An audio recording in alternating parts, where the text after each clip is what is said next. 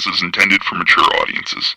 The views and opinions expressed are those of the panelists and do not reflect in any way those of the podcast partners, sponsors, or affiliates. Enjoy.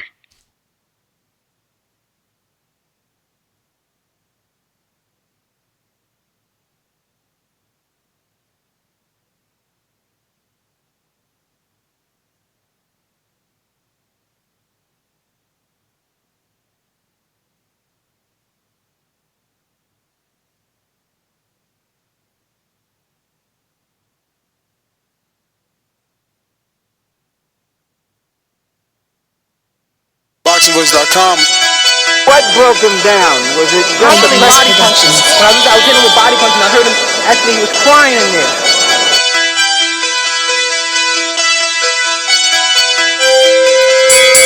You were saying that Biggs was crying when you hit him? Yes. When did that happen? And perhaps the fourth round on? BoxingVoice.com. So that you knew you had him by that time? Absolutely, but I knew he was tough and taking those punches. Deontay Productions.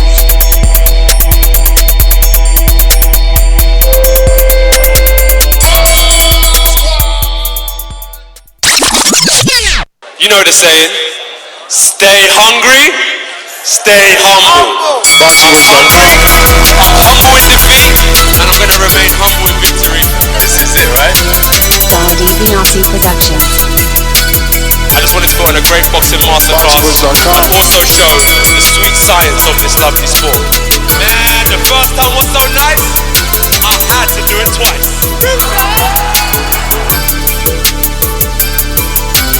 I'm prepared to the best of my capability, and I pray that I get a win. Look at it, I love Mike Tyson, how he came into the game on some different kind of vibe. You know what I mean? It takes a crazy man to want to fight, you know what I mean, day in, day out. The hardcore sport, as you said, no silk shoes. Ain't no other sight in the game can see the boxing boys. Good morning, TBV, and welcome back, ladies and gentlemen, to another morning edition of the Boxing Voice Radio, hashtag TBV podcast, wherever hashtags are used. You know we are back with another one, and it's 9 a.m. Eastern, 6 a.m. West Coast Pacific Standard Time, 8 a.m. Central, 2 o'clock in the UK, and we are back for another day of some boxing talk. We were going to have some welterweight conversation, and that quickly changed as Sky Sports released a breaking news interview with Anthony Joshua, where Joshua believes that Wilder, or should I say Fury, would fight him faster than Wilder, and because of that, he verbally offered his services to spar Tyson Fury in preparation for the Deontay Wilder Tyson Fury fight. Very interesting at this level that he would be willing to get in there with a rival who he may or may not face. Showing true patriotism for sure, but definitely want to bounce this subject off with my co-host in Indiana, Michael Gross, the boss. I speak it, believe it, receive it. Speak it, believe it, receive it. Speak it, receive it. I can't say it enough. I speak it, believe it. 2 attempts, handed bands over. Sicko hit, shot and missed. 2 to stand over. Breadwinner, huh? Look who in the building. Let me check. Accepted AJ's offer to spar each other, so it's gonna be a I don't know. I don't even know what to think about this. You know what I'm saying? It's like caught me off guard, so we'll break it down and get into it. What's going on, Ness? I definitely don't know that I like it. I'll tell you this. The entire interview, I like that new AJ. But this particular portion, I guess as a Wilder fan, I don't know that I like that he's going to help Fury in preparation for Wilder.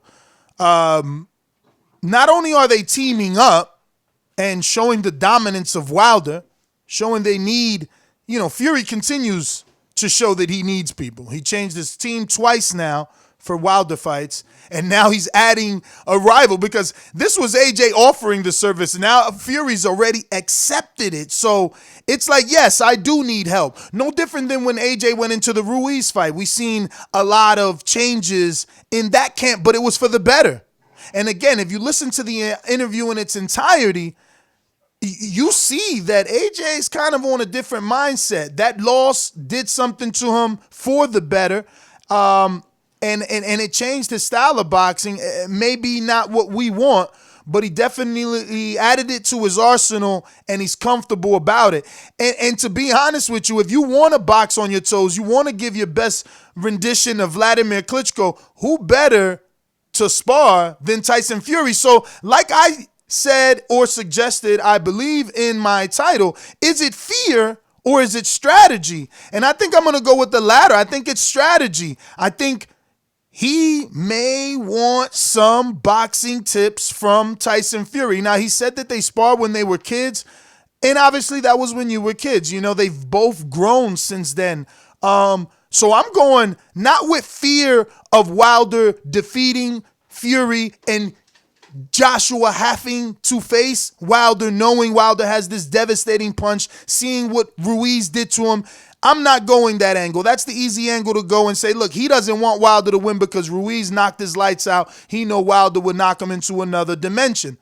No, I think he wants to prepare for the Wilder fight. Getting in there with Fury, pick up some boxing tips. Not only that, also get familiar with Fury. It's not like eventually you're not going to do an all-out, UK affair. Mike definitely has internet issues. But yeah, it's not like they're not going to do an all-out UK affair. So why not get in there with Fury now? Let some of this stuff rub off on you, get a feel for him, and see what you got. I definitely think it's strategy. It's intelligent. And if you listen to this interview in its entirety, you'll see and you'll get the feeling that it is strategy. Now, I did clip a piece of it just for context. So here we go while we allow Mike to reconnect. And I think, honestly, he might beat Deontay Wilder next time they're out. That's just my opinion. And then that elevates it up once again. I think Tyson Fury would fight me quicker than Wilder would. So if that's the case...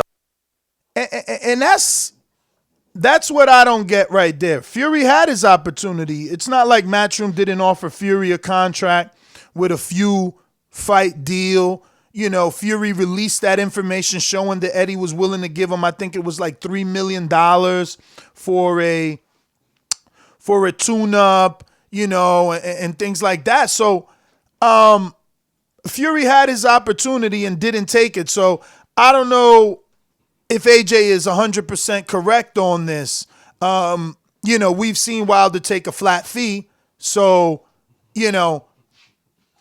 I don't know. I got to see Fury accept something in the media. I have to see him accept something in the media to know that it's true and that he would, take the fight with AJ. Because up until now, it hasn't happened. And you have to believe that they would have wanted an all-out UK affair to take place a lot sooner than, than it has, right? Because it just didn't take place. But Fury has already responded, so we'll go to that quickly. Mike still hasn't jumped on with us, so let's see here. Let me move this and show you. This is Fury's response here. Let's get some audio. And let's start it back out. Fury is a strange one. He's using some filters here. And looks like he's some sort of little poodle. And from what I can see, it says, Anthony Joshua would love to have you in camp. All right, but let's get some audio. Hi, this is Tyson Fury, a.k.a. the Gypsy King.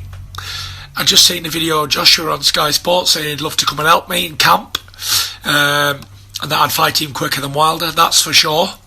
When I beat Wilder, I will fight you, AJ, no problem. And I would love to have you in camp, Mush. Really love to have you in camp. Give Deontay Wilder a proper beating. Love to. I hope you mean it, because I'd love to have you in the training camp with me. Thanks very much, by the way, and well done in your last fight. Congratulations. Fair play. I don't know if I like this friendly AJ Fury bullshit. You know, I got to listen to this one more time. I mean, I've never heard Fury this fucking nice. Wait a minute. Oh, I'd love to have you. Oh, I hope you mean it. What the fuck? Hi, this is Tyson Fury, a.k.a. the Gypsy King. I just seen the video of Joshua on Sky Sports saying he'd love to come and help me in camp. And that I'd fight him quicker than Wilder, that's for sure. When I beat Wilder, I will fight you, AJ, no problem. And I would love to have you in camp, Mush. Really love to have you in camp. Work out for this fight and give Deontay Wilder a proper beating. Love to. I hope you mean it, because yo, the way his voice cracks, I hope you mean it. Like, yo, he really wants AJ to, and then look. Iron sharpens iron. I can't even hate on this collaboration, except for the fact that it's like, whoa, they really trying to team up to take down the heavyweight. And what I said, Mike, is that this interview love to have you in the training camp. This interview was interesting because Joshua still got Wilder on his mind. He talks about him again in this, and he says, so he talks about like when he lost, kind of why he lost. And he's like, yo, I wasn't enjoying it. That other heavyweight over there across the pond was enjoying being heavyweight champ. I wasn't enjoying. He always got Wilder in his fucking mind, so much so that he trying to help Fury. He want to see the downfall of Wilder. Now, I'm not going to say his fear. I ain't going to say his fear. But do he want Tyson Fury to take care of that heavy work? Because it ain't no fucking light work. Maybe he do. Let me finish the audio, but I don't know. Thanks very much, by the way, and well done in your last fight. Congratulations. Fair play.